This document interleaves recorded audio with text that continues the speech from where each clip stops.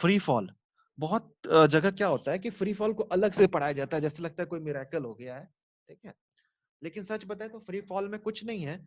आपको पता होना चाहिए वहां भी एक कांस्टेंट एक्सेलरेशन है और 1D मोशन है। क्या 1D मोशन है? डाउनवर्ड डायरेक्शन में मेरा एक एक्सेलरेशन है, दैट इज जी, जिसका वैल्यू होता है 9.8 मीटर पर सेकेंड स्क्वायर। तो हम लोग जब किसी चीज को थ्रो करते हैं, जब फ्री फॉल का बात करें तो जब फ्री फॉल का बात करें तो कुछ नहीं है, मेरा एक्सेलरेशन हमेशा डाउनवर्ड लगेगा। सपोज करो ये ग्राउंड है तो हमेशा टुवर्ड्स द ग्राउंड मेरा एक्सेलरेशन लगेगा, और ये एक्सेलरेशन कैसा है? कांस्टेंट एक्सेलरेशन है, जिसका वैल्यू कितना है? 9.8 मीटर पर सेकेंड स्क्वायर। तो जो चीज हम लोग अभी तक ऊपर पढ़े थे हम लोग उसी को अप्लाई करेंगे, कुछ नया नहीं पढ़ेंगे इसमें। हम लोग इस बार भी जब फ्री फॉल होता है किसी बॉडी का, तो हम लोग एक डायरेक्शन को पॉजिटिव ले ले, मेरा मर्जी ऊपर पॉजिटिव ले, मेरी मर्जी नीचे पॉजिटिव ले, लेकिन जो भी लेंगे वो क्वेश्चन में पहले ही मेंशन करेंगे, ताकि हम सारे चीजों को सही से साइन के साथ लिख सकें, जो कि हम लोग न्यूमेरिकल में देखेंगे। ठीक है, सपोज करो कि हम लोग एक बॉडी को ऊपर की तरफ फेंके वर्टिकली 5 मीटर पर सेकेंड से, और नीचे ग्राउंड है, ठीक है, नीचे जी लग रहा है। तो हम लोग अपवर्ड को अगर पॉजिटिव ले ले तो v को क्या लिखेंगे? +5 मीटर पर सेकेंड, ऐसा लिखेंगे।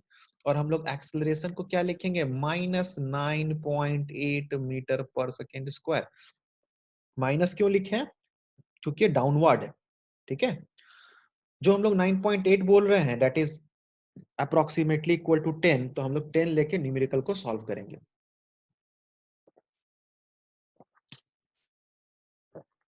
रिलेटिव मोशन पे आते हैं, जो कि सबसे इंपॉर्टेंट कॉन्सेप्ट है, जहां पर मैक्सिमम डाउट होता है बच्चों को।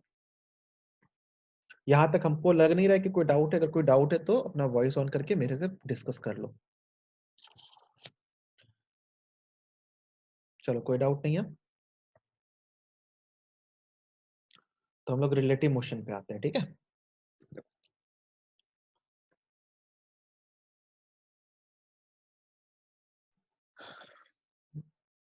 बहुत लोग को रिलेटिव मोशन में डाउट है, अभी हम लोग रिलेटिव मोशन को अच्छे से देखेंगे।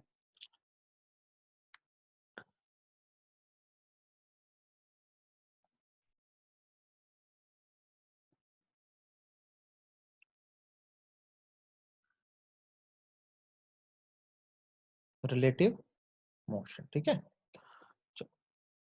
रिलेटिव मोशन कहने का मतलब क्या है? जैसे हम लोग कंपैरिजन करते हैं किसी दो आदमी को। सपोज करो एक राम है जिसका हाइट है 5 फीट, एक श्याम है जिसका हाइट है 6 फीट। तो ऐसा कभी बोलते हैं कि श्याम 1 फीट लंबा है राम से? तो ये जो कंपैरिजन है दैट इज द रिलेटिव। हमेशा हम लोग किसी और के नजर से देख रहे हैं। अब अगर राम और श्याम में राम को श्याम को राम अगर राम 5 फीट का है, श्याम 6 फीट का है, ठीक है। चलो एक बना देते हैं, ये रहा तुम्हारा राम और ये रहा श्याम। ये 5 फीट का है, ये 6 फीट का है। ये राम है, ये श्याम है। अब अगर राम के नजर से श्याम को देखेंगे तो राम को कितना फीट ऊपर देखना पड़ेगा? 1 फीट। तो राम के नजर से जो देख रहे हैं तो ये रिलेटिव चीज कर रहे हैं कि हम लोग जो देख रहे हैं वो राम के नजर से देख रहे हैं। किसको देख रहे हैं? श्याम को। तो हम लोग को 1 फीट ऊपर देखना पड़ रहा है, तो हम राम ये कह रहा है हमको 1 फीट ऊंचा देखना पड़ रहा है तुम्हारे लिए। तो दैट इज एक्चुअल रिलेटिव। तो जब यही चीज, कंपैरिजन वाला चीज जो है, जब हम लोग मोशन में करते हैं, जब हम लोग देखते हैं किसी एक दूसरे फ्रेम से किसी एक मूविंग बॉडी को, जब एक मूविंग फ्रेम से दूसरे मूविंग बॉडी को देखते तो बोलते हैं उसके रिलेटिव में मोशन कैसा दिख रहा है। एक प्रैक्टिकल एग्जांपल पे अगर आए तो हमको पता है जो कलकत्ता में अक्सर होता है, जो तुम्हारा लोकल ट्रेन रहता है, तो दो ट्रेन एकदम पैरेलल चलता है, नहीं? तो पैरेलल चल रहा है, एक ट्रेन से दूसरे ट्रेन को देखते हैं, खिड़की खिड़की एकदम आमने सामने लगेगा कि रुका हुआ है, ना तो वो चल रहा है ना हम चल रहे हैं। लेकिन अगर बाहर में किसी ट्रीज को देखोगे या किसी बिल्डिंग्स को देखोगे तुम, तो तुमको ऐसा लगेगा कि अब हम बिल्डिंग मोशन में, तुम मोशन में नहीं हो। ट्रेन अगर आगे चल रहा है और तुम बाहर में किसी बिल्डिंग को लगातार देखो तो तुमको लगेगा बिल्डिंग पीछे जा रहा है, हम तो वहीं का वहीं है, ठीक है।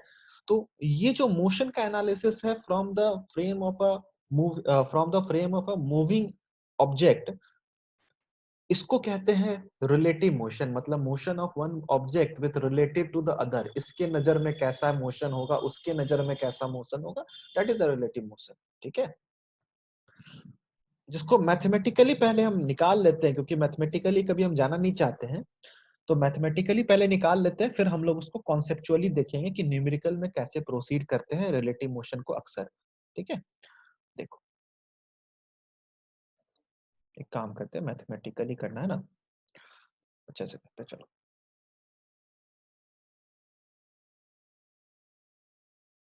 ये तुम्हारा एक्सेस हो गया, ये तुम्हारा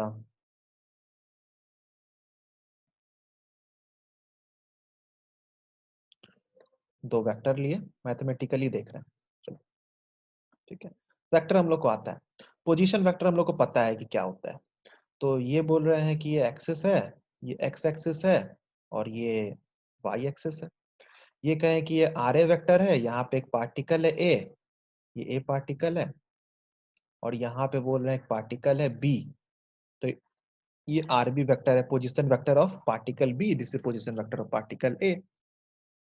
अब बी से खड़ा होकर अगर ए को देखेंगे तो मेरा वेक्टर कुछ इसी डायरेक्शन में आएगा, that is position vector of A with respect to B. ठीक है, तो मैथमेटिकली हम लोग इस ट्रायंगल में देख सकते हैं, मेरा एरो इधर है, एरो खराब हो गया। ठीक है, मैथमेटिकली हम लोग पता है कि ये वेक्टर लॉ ऑफ एडिशन से R B vector plus R A B vector is equal to R A vector. मतलब हम लोग लिख सकते हैं R B vector plus R A B vector is equal to R A vector. ये इस triangle से हम लोग लिख सकते हैं, और यहां से ऐसा भी लिख सकते हैं कि R A B vector is equal to R A vector minus R B vector. ठीक है, कहने का मतलब position of A with respect to B is equal to position of A minus position of B. तो ये mathematically आया है, अगर इसी को हम डिफरेंशिएट कर दें, ठीक है बच्चों, डिफरेंशिएट कर दें, तो तुमको पता है कि इसका डिफरेंशिएशन क्या आता है, वेलोसिटी। पोजीशन का डिफरेंशिएशन करेंगे तो क्या आएगा, वेलोसिटी। तो velocity of A with respect to B is equal to velocity of A minus velocity of B. Further इसको अगर डिफरेंशिएट कर दें तो क्या आ जाएगा, एक्सेलरेशन। वेलोसिटी को डिफरेंशिएट करते तो क्या आता है, एक्सेलरेशन। तो acceleration of A with respect to B is equal to acceleration of A minus acceleration of B.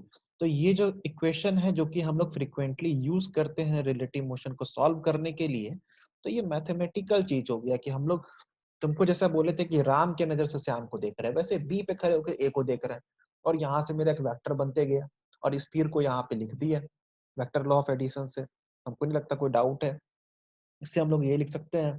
तो ये जो टर्म है this is the relative term, कि हम लोग बी को देख रहे हैं किसके नजर से, ए के नजर से। वैसे ही तुम्हारा है वेलोसिटी ऑफ, सॉरी ए को देख रहे हैं बी के नजर से, वैसे ही तुम्हारा velocity of A with respect to B, acceleration of A with respect to B. तो इसमें कोई डाउट करने वाली बात नहीं। जो इसमें मेन तुम्हारा प्रॉब्लम होता है वो क्या होता है कि जो आर ए जो दिया हुआ है ना, this is position vector of A, this is V F, V A का बात करते हैं, चलो दिस इज वेलोसिटी ऑफ ए, और ये वेलोसिटी ऑफ बी। तो अब जो वेलोसिटी ऑफ ए है और वेलोसिटी ऑफ बी है, ये बस कॉमन फ्रेम से होना चाहिए। अगर ये ग्राउंड के फ्रेम में है तो ये भी ग्राउंड के फ्रेम में होना चाहिए। अगर ये तुम्हारा ट्रेन के फ्रेम में है तो ये भी ट्रेन के फ्रेम में होना चाहिए। अगर ये तुम्हारा फ्लाइट के फ्रेम, कार के फ्रेम में है, ये तुम्हारा कार के फ्रेम में, तो ये भी कार के फ्रेम में होना चाहिए। कहने का मतलब क्या है कि ये जो टर्म है ना, इसका मीडियम सेम होना चाहिए दोनों के लिए। ऐसा नहीं चलेगा कि एक तुम्हारा ट्रेन के फ्रेम में है, एक तुम्हारा ग्राउंड के फ्रेम में है, ये नहीं चलेगा। ठीक है, इसमें जो तुम्हारा फ्रेम होना चाहिए वो सेम होना चाहिए। कभी भी किसी का कंपैरिजन करेंगे तो एक ही फ्रेम पे लाके करेंगे। ऐसा नहीं करेंगे कि राम जो है वो जमीन पे खड़ा है और श्याम जो है वो एगो पिड्ढा लगा दिया है या फिर एक टेबल लगा दिए और टेबल पे खड़ा कर दिए, तो वो कंपैरिजन नहीं होगा। तो इसका मतलब क्या है, हर एक चीज को एक ही फ्रेम से कंपैरिजन करेंगे। ठीक है, अब तुमको एक छोटा सा क्वेश्चन और इसमें बताना चाह रहे हैं जो कि अक्सर डाउट होता है बच्चों का। सपोज करो कि ये ट्रेन है नहीं, मान लो, और इसका कुछ वेलोसिटी भी है। अब अंदर में अगर तुम चलते हो, ट्रेन के अंदर तुम चलते हो, ट्रेन तुम्हारा चलता है 100 किलोमीटर पर आवर से, शताब्दी में ट्रैवल कर रहे हो सपोज करो, ठीक है। अब तुम अगर अंदर में चल रहे हो कुछ 2 किलोमीटर पर आवर से, अंदर में इस गेट से उस गेट में आ रहे हो, तो तुमको, अच्छा शताब्दी जो चल रहा है अंदर में बढ़िया एसी वाला, कभी तुमको अंदर में फील भी नहीं होता हो कि 100 किलोमीटर पर आवर चल रहा है, जब तक कि तुम बाहर ना देखो। तो कहने का मतलब क्या है कि जब तुम ट्रेन के अंदर होते हो, जब तुम चलते हो तो तुम ट्रेन के फ्रेम में चल रहे हो।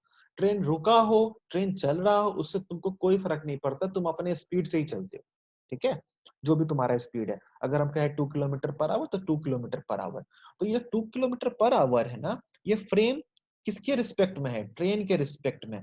मतलब ट्रेन के अंदर तुम चल रहे हो 2 किलोमीटर पर आवर से। अब बाहर में अगर तुम्हारा कोई दोस्त है तो उसको क्या दिखेगा?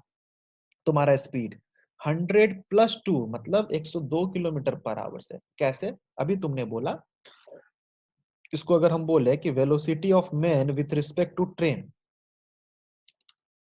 Velocity of man with respect to train, इस डायरेक्शन को अगर हम पॉजिटिव ले लें तो तुम ही लिखे कि 2 किलोमीटर पर आवर, ठीक है। वेलोसिटी ऑफ ट्रेन, अच्छा ट्रेन किसके ऊपर चल रहा है?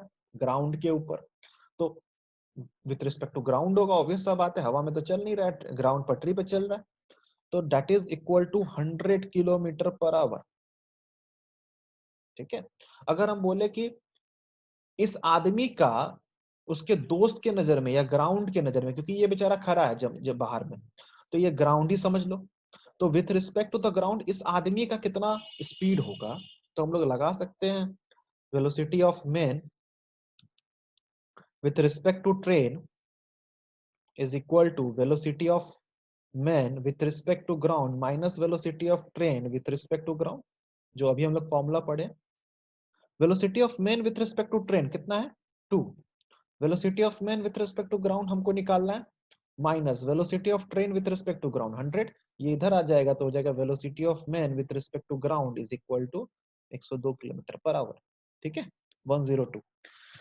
कहने का मतलब ये है, इस सारे से मेरा जो समराइज करना था मेरे को, ये करना था कि जब भी हम लोग किसी मूविंग प्लेटफॉर्म के अंदर चलते हैं तो मेरा जो वेलोसिटी होता है वो उस प्लेटफॉर्म के रिस्पेक्ट में होता है। जैसे ट्रेन तुम्हारा ग्राउंड के ऊपर चल रहा है तो जो वेलोसिटी ऑफ ट्रेन है वो विथ रिस्पेक्ट टू ग्राउंड है। हम लोग ट्रेन के अंदर चल रहे हैं तो वेलोसिटी जो हम लोग का with respect to the train है। तुम अगर बोट चलाते हो रिवर में, ये रिवर है, तुम अगर बोट चला रहे हो और तुम अगर वहां पे वो डंडा लेकर के तुम अगर बोट चला रहे हो तो तुम्हारा जो वेलोसिटी होगा वो विथ रिस्पेक्ट टू रिवर होगा, क्योंकि मीडियम क्या है? तुम जमीन पे नहीं चल रहे हो, तुम पानी में चल रहे हो। तो तुम्हारा जो वेलोसिटी होगा वो विथ रिस्पेक्ट टू रिवर होगा। ऐसा नहीं होगा कि विथ रिस्पेक्ट टू, तुम्हारा जो वेलोसिटी होगा विथ रिस्पेक्ट टू ग्राउंड हो जाए, ऐसा नहीं होगा। क्यों?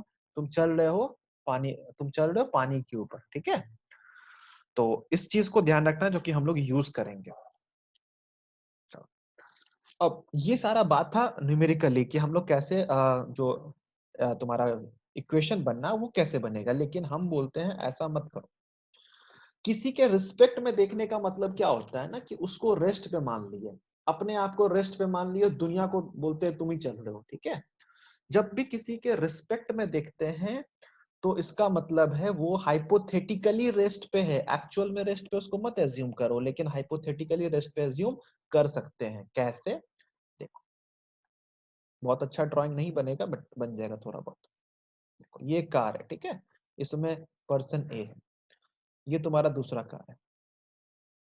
हम लोग को पता है कि ओवरटेकिंग जो करते हैं हम लोग यहाँ पे बैठे रहते हैं कार में, कार ड्राइव कर रहे हैं, सपोज करो यहाँ पे पर्सन बी है, अपने आप कार नहीं चल रहा है, ठीक है। चलो, यहाँ तुम्हारा ये कार का बोल रहे हैं कि 5 मीटर पर सेकेंड से दौड़ा रहा था और इसका 2 मीटर पर सेकेंड स्क्वायर इसका एक्सेलरेशन है। और ये कार भी आ रहा था इसको पकड़ने के लिए, पुलिस है, आगे चोर है। ये आ रहा था तुम्हारा 10 मीटर पर सेकेंड से, ठीक है, और इसका एक्सेलरेशन है 1 मीटर पर सेकेंड स्क्वायर, ठीक है।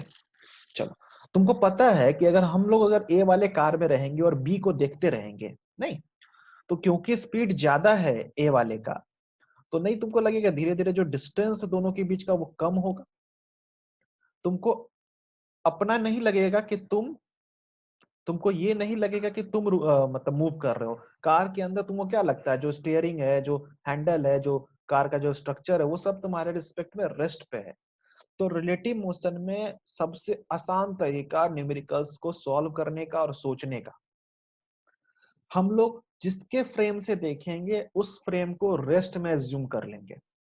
और जैसे ही रेस्ट में एज्यूम करेंगे, तो सपोज करो हम लोग ए में जाके बैठ गए, इस फ्रेम में जाके बैठ गए, तो इस फ्रेम को हम लोग हाइपोथेटिकली रेस्ट पे करेंगे, एक्चुअल रेस्ट पे नहीं करेंगे, इसको हम लोग हाइपोथेटिकली हाइपोथेटिकली रेस्ट पे करेंगे, ठीक है। और इसको जैसे ही हम लोग रेस्ट पे करेंगे, इसका स्पीड और इसका एक्सेलरेशन, मतलब इसका वेलोसिटी और एक्सेलरेशन दुनिया के बाकी सारे ऑब्जेक्ट पे अपोजिट डायरेक्शन में लगा देंगे। इसका 10 मीटर पर सेकेंड फॉरवर्ड था तो इस पे लगा दिए 10 मीटर पर सेकेंड, और इसका 1 metre per second square forward था तो इस पे लगा दिए 1 मीटर पर सेकेंड स्क्वायर। अब इसके नजर से इसका अगर बी का अगर हम लोग नेट बोले, बी का अगर हम लोग नेट बोले कि कितना स्पीड और एक्सेलरेशन है, किसके नजर से, ए के नजर से, ए के नजर से, ठीक है। ए के नजर से ए देख रहा है इस लोग को, तो ए के नजर से बी का बोले तो बताओ 10 पीछे और 5 आगे, तो कितना हो जाएगा, 5 पीछे, ठीक है।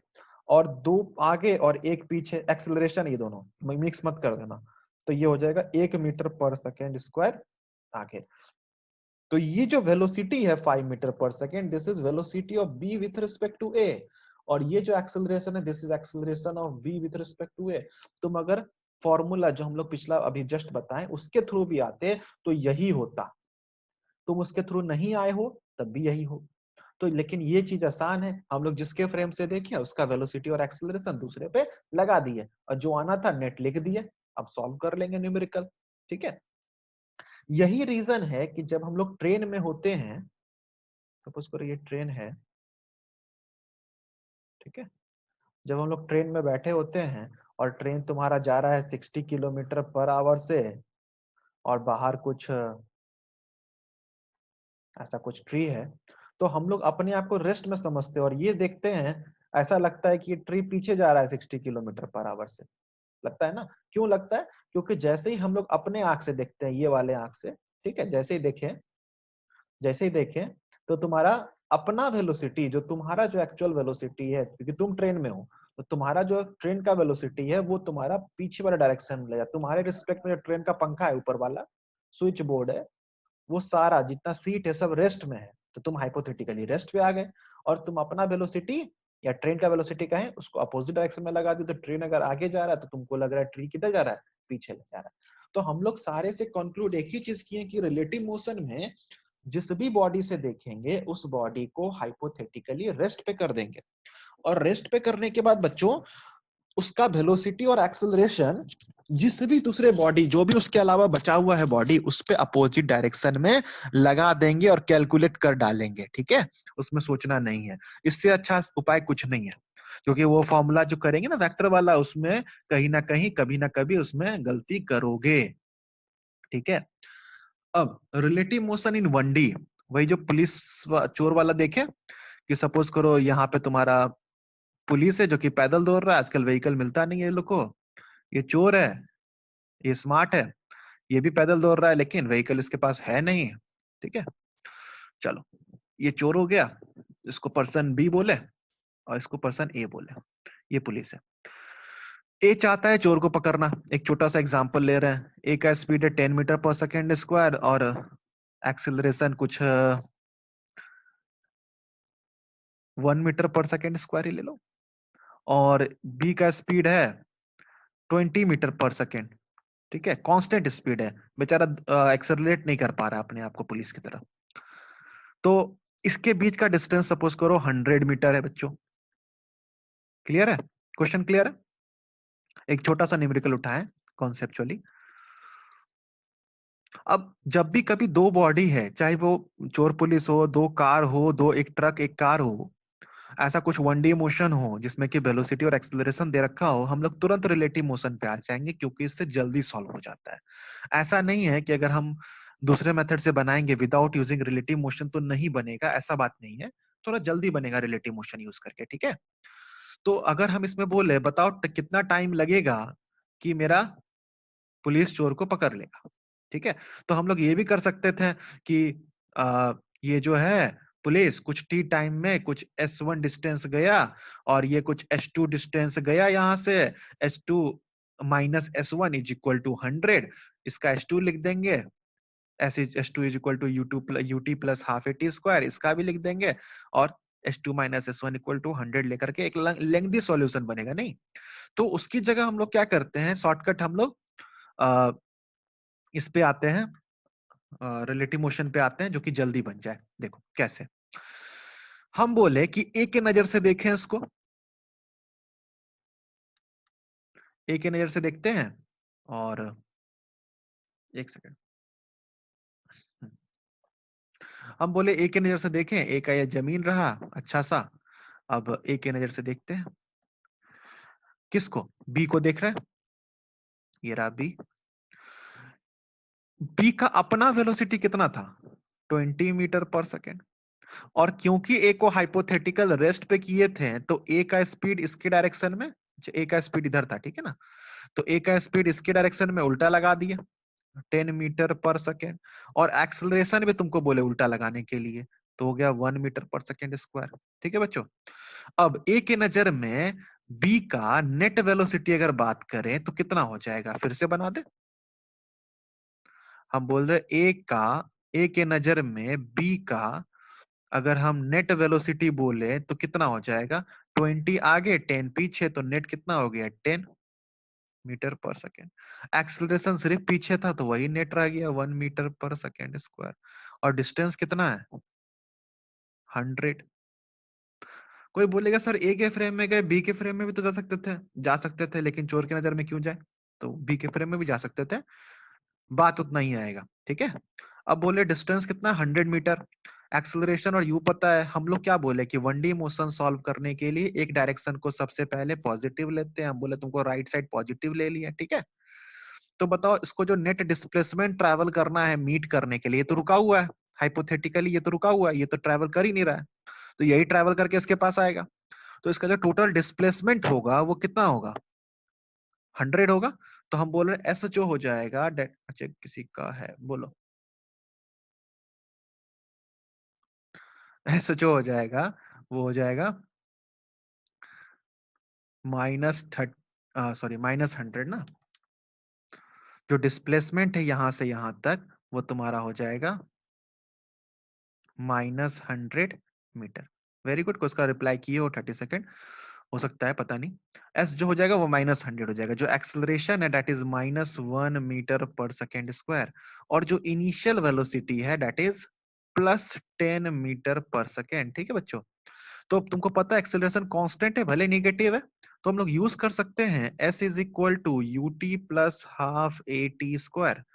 एस कितना है बच्चों, -100, यू कितना है 10, टी प्लस हाफ, एक्सेलरेशन कितना है -1 इंटू टी स्क्वायर।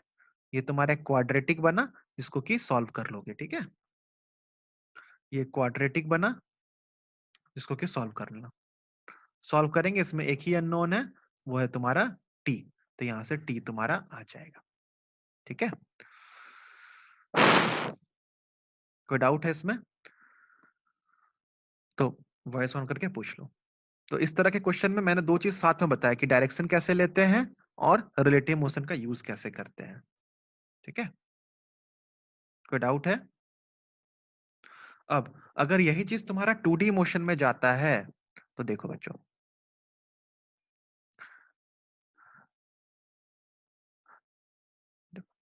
एक बहुत फेमस क्वेश्चन है 2D मोशन में कि,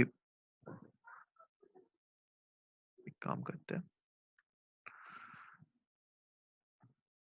देखो एक बहुत फेमस क्वेश्चन बना रहे हैं,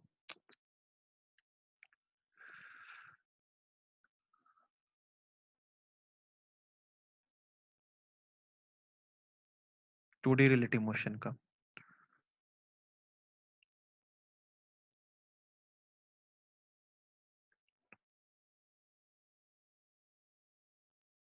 ठीक है,